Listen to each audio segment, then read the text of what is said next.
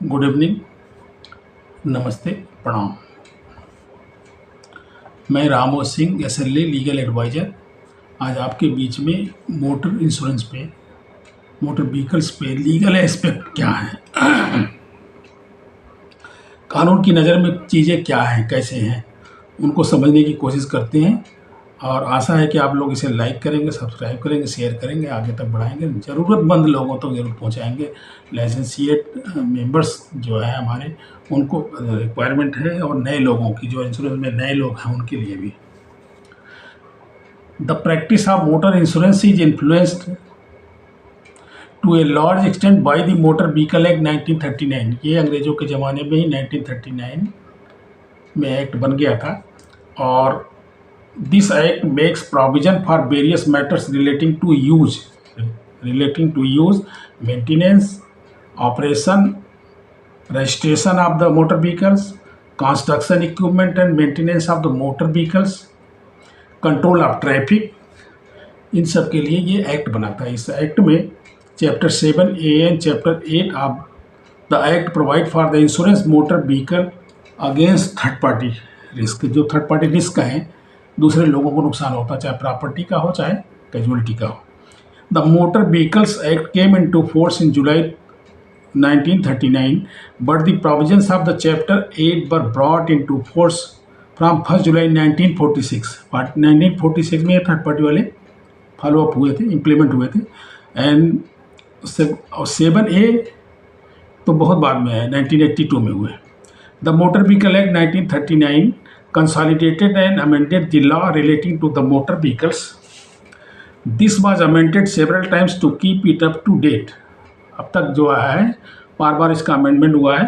A need was however felt that this law should take into account also the changes in the road transport technology, pattern of passengers and freight movement, development of road network and particularly the improved technique in motor vehicle management. सड़क से लेकर के motor vehicle के type में और उनके management में, उनके बनाने में और टेक्नोलॉजिकल एडवांसमेंट में जो भी चेंजेज आए उसके हिसाब से ये चेंजेस लेते चले गए। Various committees like the national transport policy committee, national police commission and road safety committee, low power two wheeler vehicle जो है छोटे पावर की, and different aspect of the transport and transport authority. Transport के unions हैं, trade unions हैं, इन सबको public को, आम पब्लिक भी ले ली गई और आम पब्लिक के नुमाइंदों को भी इसमें देखा गया।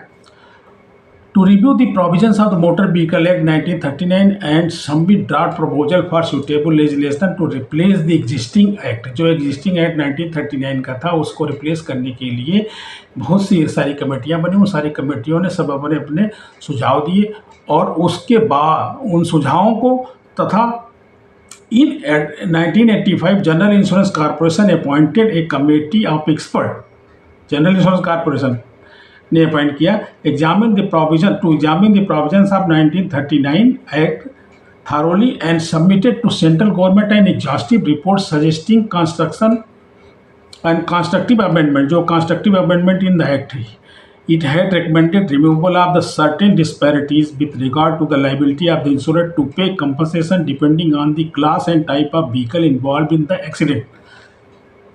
जो थर्ड पार्टी के लॉस थे, बाकी और चीज़ों के लॉस पे उन पे एक सही नतीजे में पहुंचने के लिए जनरल इंश्योरेंस कॉर्पोरेशन के लोगों, जनरल इंश्योरेंस के लोगों की एक कमेटी बनी। उन्होंने भी अपनी राय गवर्नमेंट ऑफ इंडिया को दिया। तो ये मोटर व्हीकल एक्ट 1988 फॉर्म में आया, पोजीशन में आया। मोटर व्हीकल एक्ट 1939 फिर 1988 आया, 89 में इफेक्टिव हुआ। is the outcome of all recommendation proposed by the various committees. It has replaced the earlier 39 का जो एक्ट था उसको रिप्लेस कर लिया, काफ़ी अमेंडमेंट हुए।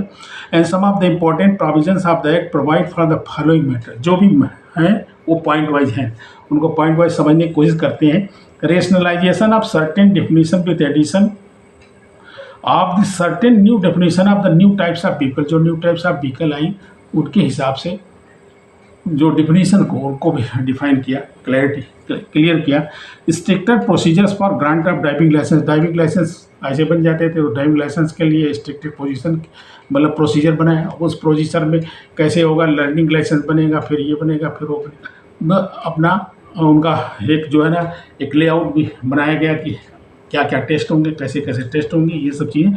Laying down of standard for the components and parts of motor vehicle के जो कंपोनेंट्स हैं, पार्ट्स हैं, उस पर भी डिस्प्यूट रहे तो वो एक क्लियर हुए, क्लैरिटी में आए। उसको अभी जो ना लेइंग डाउन किया है। Standard of anti pollution control devices बननी लगी गाड़ियाँ, और कई सेगमेंट आप देखो अभी BS6 आ रहा है। BS6 का जो है ना, और भारत स्टेज 6 जिसको बोलते हैं। तो provision for issuing fitness certificate को जांच करने के लिए कुछ एजेंसियां होती हैं, उन एजेंसियों का भी एक सिस्टम बनाया गया कि क्या क्या जांच करना है, कैसे करना है। Enabling provisions for updating the system of registration mark कैसे देना, इनेबल कैसे करेंगे। Liberalise scheme for grant of all India tourist permit किसके लिए, जो टैक्सियाँ पूरे इंडिया के लिए जाती हैं उनको। गुड्स कैरेज के लिए नेशनल परमिट है, उनकी नेशनल परमिट थे गुड्स कैरेज के लिए। Administration of solatium fund for general insurance corporation का एक सोलेटियम फंड बना, जिसमें से थर्ड पार्टी वगैरह के जो क्लेम थे PA के वो दिए जाते थे, और भी जो भी MSCT के थे। Maintenance of the state registers for driving licence के लिए अलग से रजिस्टर बना, रजिस्ट्रेशन के लिए अलग से रजिस्टर बना। वेरिफिकेशन करना है जाकर रजिस्टर में, आप देख लीजिए, लाइसेंस को देख लीजिए, रजिस्टर में उसको देख लीजिए। धीरे धीरे करके वो सब चीज़ चेंज होकर के आज की डेट में सब कंप्यूटराइज हो गए, सारा कुछ ऑनलाइन हो गया। ऑनलाइन आप वेरिफिकेशन निकाल लीजिए। Constitution of road safety councils बनी, हर स्टेट में बनी, सेंट्रल में बनी, और हाईवे अथॉरिटी ने सब पे कंट्रोल रखा, मॉनिटरिंग किया, और वो अपने सजेशन भी दिया, और फिर एडवाइजरी भी जारी करी जगह जगह। Seeking to provide for more deterrent punishment, जो भी मोटर व्हीकल एक्ट के अंदर अधीन आने वाले जो भी जिनमें ऑफेंस हुए उन पे पनिशमेंट का डिटरेंट पनिशमेंट दिया गया। Chapter 10 of the 1988 act section 144 to 144 deals with the liability without fault in certain cases. कुछ केस ऐसे होते हैं जिसमें आपकी लायबिलिटी बन जाती है। कैसे बन जाती है, बिना फॉल्ट के बन जाती है। कोई भी आदमी मर आ गया कहीं, कुछ भी, चाहे उसी की गलती हो, वो आया। 1939 एक्ट में पहले ही सेक्शन 7A था, लेकिन 92A एंड 92E इन सब पे भी काम हुए। Chapter 11 of the act 1988 section 145 to 164 deal with the insurance of motor vehicles against third party risk के विषय में। ये 45 से लेकर 164 तक पूरा डीलिंग करता है। उसको पूरा पढ़ने पड़ेगा तो सारे थर्ड पार्टी के जो क्लेम हैं, वो क्लेम से संबंधित, बीमा से संबंधित, कैसे क्लेम मिलेंगे, क्या प्रोसीजर है, कितने परसेंटेज का जो है अवार्ड होता है, कहाँ पे है, कितना लॉस हुआ है, कितना नहीं हुआ है। लॉस मीन्स किस लेवल तक जो है ना उसको अक्षमता आई है, उसका सब चीज़ होगा। Provisions of the chapter 8 of the 1939 act have now been covered under chapter 11 and 12 of the 1988 Act. 165 to 170 of the Act deal with the claims tribunal. Claim tribunal क्या है, क्लेम ट्रिब्यूनल की से क्या क्या क्या मिल सकता है, कैसे जाया जा सकता है, ये सब प्रोसीजर उसमें है। वाले chapter 10, 11 and 12 of the Motor Vehicle Act 1988 deal exclusively with the compulsory third party insurance of motor vehicles. The other chapters deal with many other aspects of the road law. An student of the motor insurance would do well to familiarize himself with these. जरूरी है, समझ सकते हैं उसको। 8 से लेकर 12, 10 से लेकर के 12 तक में जो ना क्लियर है, चैप्टर में क्लियर किया गया है, और ये कंपलसरी थर्ड पार्टी इंश्योरेंस से संबंधित है। और मोटर इंश्योरेंस के विषय में जिनको ज़्यादा जानकारी लेनी है, फेमिलराइज होना है, वो इसको देखें। सम एग्जाम्पल्स आर, क्या एग्जाम्पल है, वो एग्जाम्पल हम समझते हैं। जैसे जो जनरल यूज में हमारे सर्वेयरों के यूज में आती है, इंश्योरेंस कंपनियों की यूज में आती है, इंश्योर्ड लोगों को भी जानना चाहिए, समझना चाहिए। Articulated vehicle means a vehicle to which semi trailer is attached. Vehicle to which semi trailer is attached मतलब आर्टिकुलेटेड व्हीकल, बनाई हुई व्हीकल्स है। और certificate of registration articulated vehicle को और भी कई बहुत तरह से आपने देखा होगा, कुछ लोगों के लिए, स्पेशलाइज लोगों के लिए भी बनाई जाती है और कुछ अपने आप भी बना लेते हैं, वो आर्टिकुलेटेड व्हीकल्स हैं। सर्टिफिकेट ऑफ रजिस्ट्रेशन का मतलब है कि आप की गाड़ी है तो गाड़ी रजिस्टर्ड होगी, कैसे रजिस्टर्ड होगी, क्या रजिस्ट्रेशन का तरीका है और रजिस्टर मार्क क्या होगा, ये सब चीज़ें हैं उस पर। कंडक्टर का भी लाइसेंस बनता है। कंडक्टर कौन होगा? In relation to a stage carriage means a person engage in collecting fares and from the passengers and regulating their entrance into and exit. उतारना कैसे है, सेट डाउन कैसे करना है, exit and the stage carriage performing such other functions as में भी prescribe, जो भी और भी है, मतलब चढ़ाना भी है, उतारना भी है, टिकट भी लेना है, ये कंडक्टर का काम है। कंडक्टर के लाइसेंस भी बनाए गए। Means the licence issued by the competent authority authorising the person specified for the conductor job. Contract carriage क्या है? Contract carriage means a motor vehicle which carries passengers for hire and reward and is engaged under a contract whether expressed or implied for the use of such vehicle as a whole for the carriage of the passengers mentioned therein and entered into by a person holding a permit in relation to such vehicle or any person authorized by him in his behalf or a fixed or agreed rate or sum on contract carriage। Contract carriage इस स्थान से उस स्थान को जाना है, उसके contract carriage के लिए परमिट भी चाहिए और कॉन्ट्रैक्ट पे ही जाएगा, पॉइंट टू पॉइंट दूर। ये टाइम बेस का भी है, पॉइंट बेस का भी है। जो भी है कॉन्ट्रैक्ट में जो आएगा वो कॉन्ट्रैक्ट कैरेज व्हीकल के लिए फॉलो अप होगा और फॉलो अप करेंगे वो जो कॉन्ट्रैक्टिंग पर्सन्स हैं। In either case without stopping to pick up or set down passengers not included in the contract anywhere during the journey and the includes।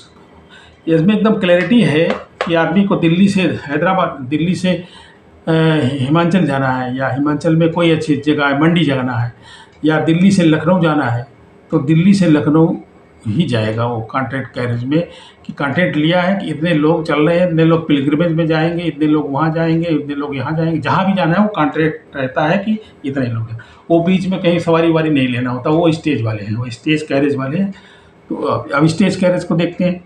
Means a motor vehicle constructed or adapted to carry more than 6 passenger excluding the driver for hire and reward at separate fares paid by or individual passengers either for the whole journey or the stage of the journey। Stage means Delhi से चले मोहननगर, मोहननगर से मोदीनगर, मोदीनगर से मेरठ, मेरठ से सहारनपुर, जहाँ जिसको जाना है वहाँ पे स्टेज बाई स्टेज, जहाँ वहाँ पे कोई चढ़ रहा है, कोई उतर रहा है, कोई चढ़ रहा है, कोई उतर रहा है, ऐसे करते करते आप देहरादून पहुँचे। तो ये जो है स्टेज कैरेज हुआ, और फेयर भी सबके अलग अलग होंगे। Distinction between contract carriage and the stage carriage, दोनों में अंतर है। The contract carriage is engage for the whole of the journey without two points for carriage of a person between 2 points, without नहीं, बिटवीन 2 पॉइंट्स। ए पर्सन और a person hiring it, जो hire करता है वो एक point से दूसरे point को, मुझे गया जाना है, 100 लोगों को जाना है, एक हम बस करेंगे, 50 को जाना है हम बस करेंगे, मिनी बस जो छोटी बस होती है उसको करेंगे, 15 लोगों को जाना है, 12 लोगों को जाना है, 13 लोगों को जाना है, मैक्सी कैब कर लेंगे। और भी बसें हैं कम क्षमता वाली, उनको हम कर लेंगे। तो ये है, ये कॉन्ट्रैक्ट कैरेज में आ गए। और स्टेज कैरेज का मतलब है कि वो जो चला तो वो पंजाब तक में जितने भी बस स्टेशन पड़ेंगे सब पे उतरता जाएगा, चढ़ाता जाएगा, उतारता जाएगा, चढ़ाता जाएगा। Driver includes in relation to a motor vehicle which is drawn by another motor vehicle, the person who acts as a steerman of, जो ड्रा करता है, गाड़ी को ले जाता है, वो स्टीयरमैन है, वही ड्राइवर है। ड्राइविंग लाइसेंस, उसके भी ड्राइविंग लाइसेंस के तरीके हैं। The driving licence issued by a competent authority under chapter 2 of the 1988 act authorising person specified therein to drive otherwise than as a learner और motor vehicle of any specified clause और description. Learning licence, LMD का licence, motorcycle का licence, motorcycle with gear, without gear, फिर transport vehicle, उन सबके एक timing है, set test हैं। इन सब टेस्ट के बाद जो भी ड्राइविंग लाइसेंस बनता है वो authority, competent authority means RTO, हर आरटीओ से होता है। Period of currency of the driving licence, पहले तो ये पीरियड अलग तरह का था, अभी बीच में भी इन्होंने जो है 40 साल तक, तो 40 साल की एज आपकी है तो 20 साल तक के लिए इशू करते थे, 40 से 50 के बीच में 10 साल के लिए करते हैं, 50 के ऊपर 5-5 साल के लिए करते हैं। अब हम लोग हैं 5-5 साल वाले हैं। In case of a private cars earlier driving licence use to valid for 20, ये देखिए up to 40। Now as per amendment the driving licence of person above the age of 50 would be 5 years. वही बात है कि gross vehicle weight, gross vehicle weight, what is gross vehicle weight means in respect of any vehicle the total weight of the vehicle, total weight of the vehicle, vehicle का जो वजन है plus उसमें जो मटेरियल या goods load किया जाएगा उसका वजन, दोनों को मिलाकर के जो वेट आएगा वो ग्रास व्हीकल वेट है, GVW उसको बोलते हैं।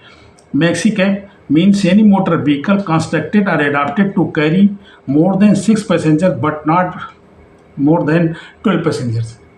6 + 1 12 + 1 ये मैक्सी कैब हो गए। And motor cab means any motor vehicle constructed और adapted to carry not more than 6 passengers, not more than 6 passengers. 6 + 1, वहाँ 6 + 1 12 + 1 और उसमें ड्राइवर एक्सक्लूडेड थे, तो वो हो गया 7 + 1 8 और 13। यहाँ पे है 6 + 1 7 तक। 5 की जनरल गाड़ी, जनरल कार 5 की होती हैं, जिसमें टैक्सी भी आ रही है 5 की हैं, लेकिन 6 वाली भी हैं, 6 की भी है प्लस ड्राइवर मिलाकर के साथ, तो वो मोटर कैब, वहाँ तक मोटर कैब है। मोटर कार वही 5 तक है।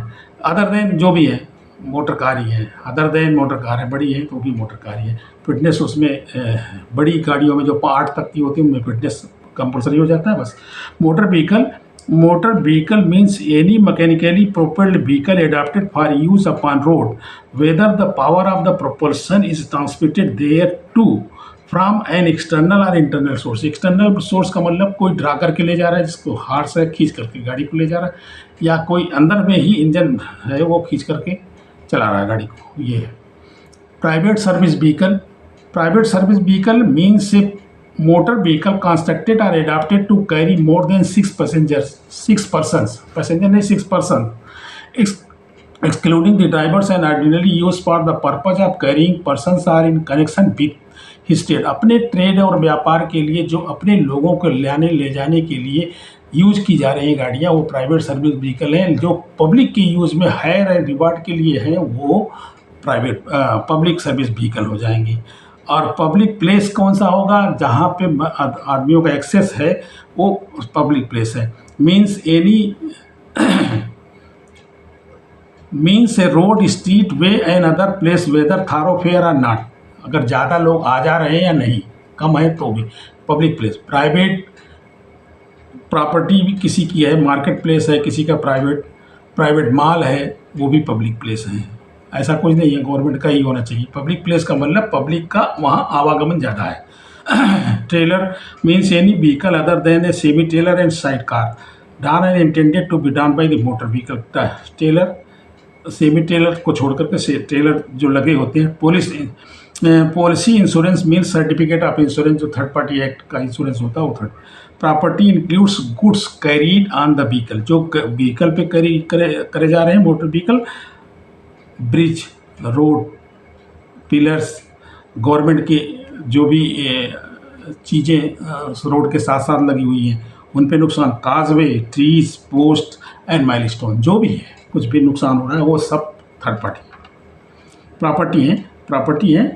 थर्ड पार्टी इंक्लूड दी गवर्नमेंट भी इंक्लूड है थर्ड पार्टी में, उसको भी नुकसान हो सकता है थर्ड पार्टी का। तो ये उसमें goods carriage means only motor vehicle constructed और adapted for use solely for the carriage of the goods, जो कैरेज ऑफ द गुड्स के लिए any motor vehicle not so constructed और adapted when use for the carriage of the goods, जो goods carry करने के लिए use की जाती मोटर व्हीकल वो गुड्स कैरेज है।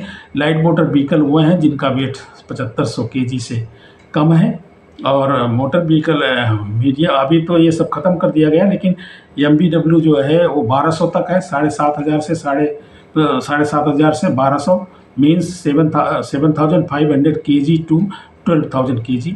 NGBW अगर ज़्यादा 12,000 से ऊपर हो गया तो HGB हो गया, heavy goods vehicle. Necessity for third party insurance, third party insurance की आवश्यकता क्यों है, क्यों ज़रूरत है?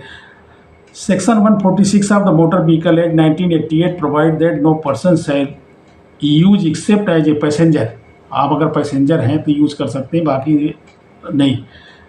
Or allow any other person to use your motor vehicle in the public place unless the vehicle is covered by the policy of the insurance complying with the requirement of the act। जो act का insurance है, third party insurance अगर नहीं है, या जिसको कहते हैं सर्टिफिकेट ऑफ इंश्योरेंस आपने नहीं लिया हुआ है, तो कोई भी आदमी न किसी को दे सकता है प्ले करने के लिए गाड़ी, न खुद प्ले कर सकता है। और पैसेंजर को कोई लेना देना नहीं, पैसेंजर तो घुस सकता है उसमें, अगर जाएगा तो बैठ गया, उसको क्या लेना देना, उसका कोई इंटरेस्ट नहीं है उसमें। लेकिन यह है कि जो भी गाड़ी को किसी और से चलवा रहा है उसको, और खुद चला रहा है या ऑपरेट करवा रहा है, वो उसको थर्ड पार्टी इंश्योरेंस लेना ही लेना है। This section is amended by the amendment act 1994 to cast an additional duty that the owner of the vehicle carrying dangerous और hazardous goods shall also go in for a policy of insurance under the public liability insurance act. Hazardous goods चला रहे हैं तो उसके लिए driving licence में भी changes हैं, और ये जो है ना पब्लिक लायबिलिटी इंश्योरेंस भी लेना पड़ेगा, पब्लिक लायबिलिटी आ सकती है। पब्लिक प्लेस में पैरा 8P में हमने समझा था, whether a thoroughfare or not to which the public have a right of access or includes any place or stand at which passengers are picked up and set down by the stage carrier. जहाँ उतारते हैं, बैठाते हैं, ले जाते हैं, वो भी स्टैंड भी, बस स्टेशन भी जो है, बस स्टेशन तो है ही है, स्टैंड भी, वो भी पब्लिक प्लेस है। और पब्लिक प्लेस होंगे जाहिरी तौर पे सड़क पे, मेन सड़क पे ही तो है, वहाँ पे पब्लिक का ऐसे एक्सेस तो है। It is to be noted that it is not only driving of the vehicle without insurance will contravene the act. The mere presence of a motor vehicle in a stationary condition is a public place। Public place में कोई भी गाड़ी ऐसे ही खड़ी कर दी गई है, अगर उस पर इंश्योरेंस नहीं है या जो ड्राइविंग लाइसेंस, सब कुछ अप्लीकेशन होगा, अप्लाई होगा। Secondly, the use should be made in the public place as defined earlier. Any place where the public have a right of access is constituted as a public place। वो तो public place है। All places where members of the public have an access for whatever reasons, whether as a right or controlled in any manner whatsoever, would be covered by the definition of the public place। Public place को परिभाषित करने के लिए वो कहना चाह रहे हैं कि कोई प्राइवेट प्रॉपर्टी है, प्राइवेट प्लेस है, जहाँ पे पब्लिक का बराबर आना जाना है, प्राइवेट मार्केट है, प्राइवेट लोगों की बिल्डिंग है, जहाँ पे लोगों का आना जाना है, वो भी गवर्नमेंट की भी, सड़क भी, रोड भी, सब स्टैंड भी, सारे पब्लिक प्लेस हैं। The definition state that any place or stand at which a passengers are picked. ये भी दोबारा क्लियर कर रहे हैं ये।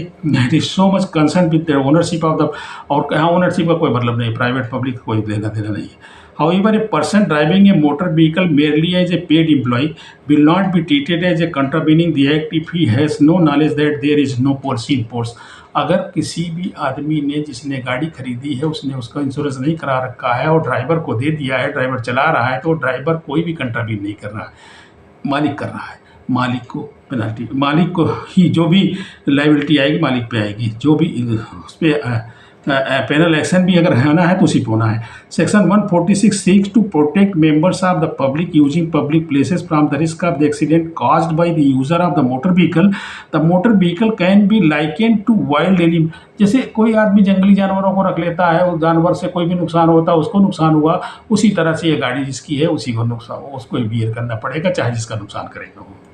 The law also provides that the judgment obtained shall not be defeated by the incorporation of the exclusion clauses in the policy that other than those authorized by the Section 149 of the Motor Vehicle Act 1988. The law also provides that the judgment obtained shall not be defeated by the incorporation of exclusion clauses।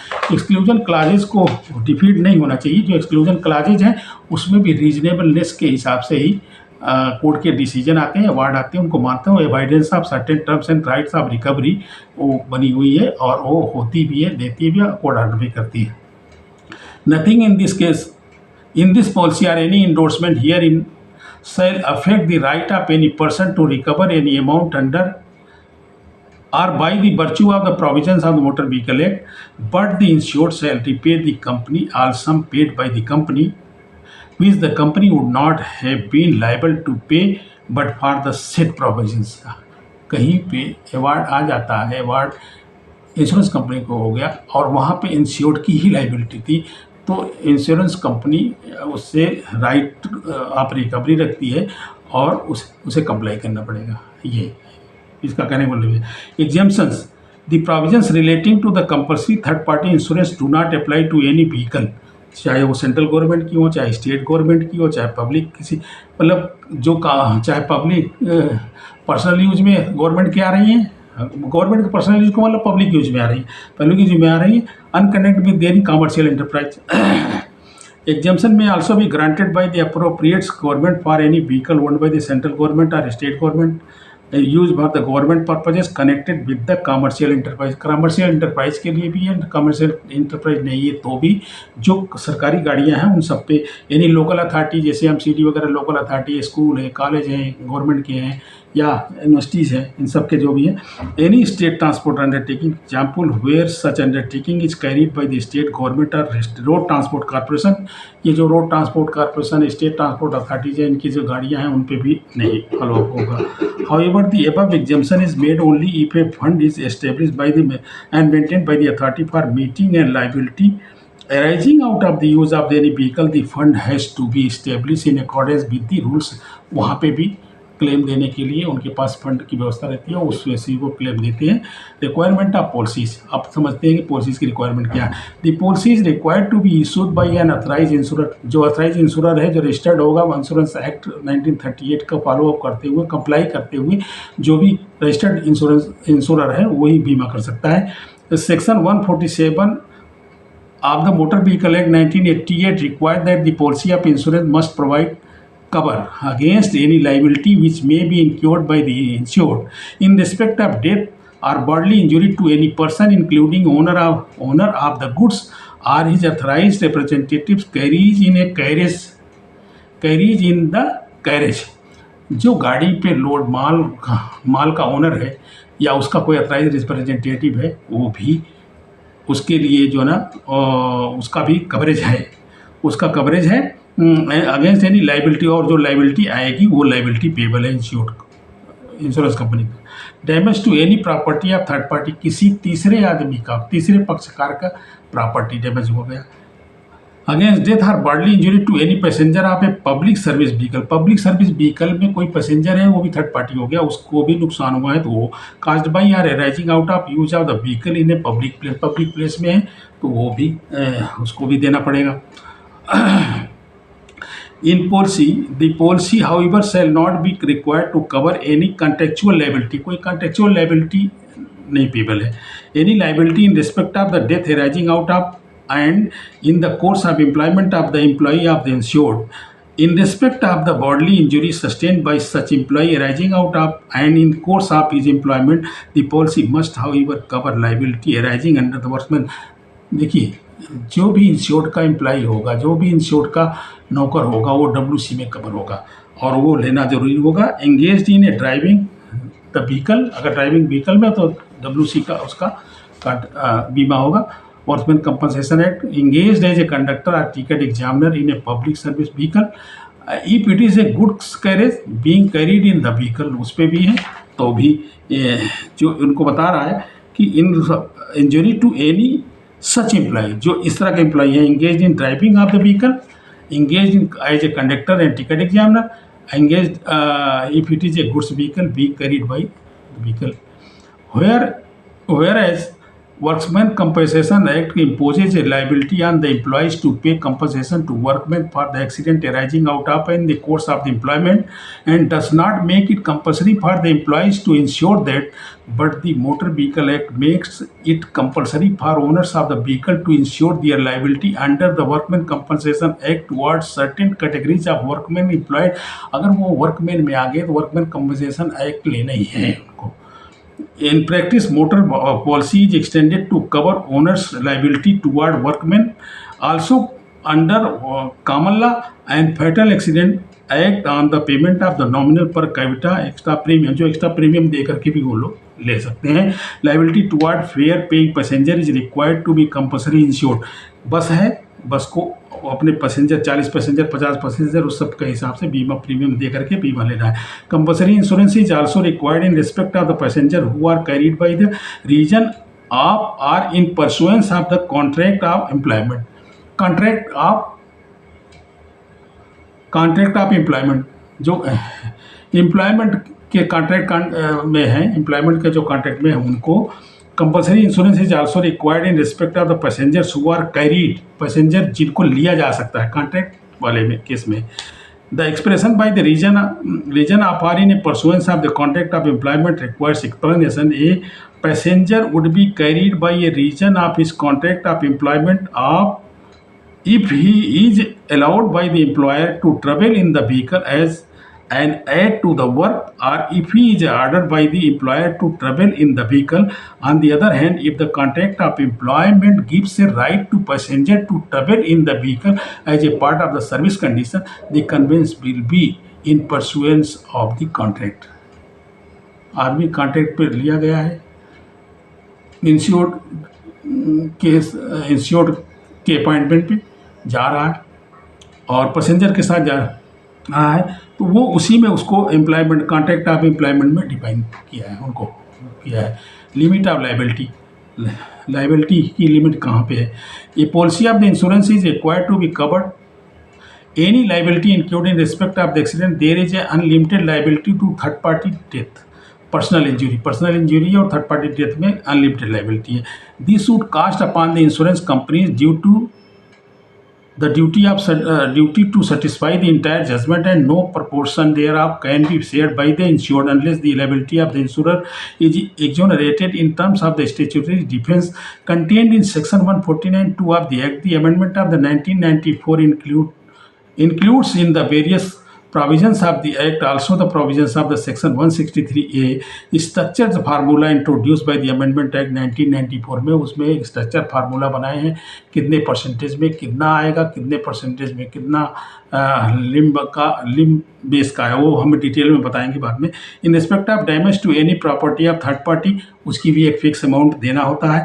As per the act property includes good carried in the motor vehicle, road, bridges, culverts, causeways, trees, post and milestones, ये सारे उसमें आते हैं. Certificate of insurance वही है जो third party act का insurance है. और इसके बाद फिर दूसरे वीडियो में बनाएंगे. आशा है कि आप लोग इसे समझें, लाइक करें, सब्सक्राइब करें, शेयर करें और नीडी लोगों को, ज़रूरतमंद लोगों को पहुंचाएं और फैलाएं वीडियो को. धन्यवाद.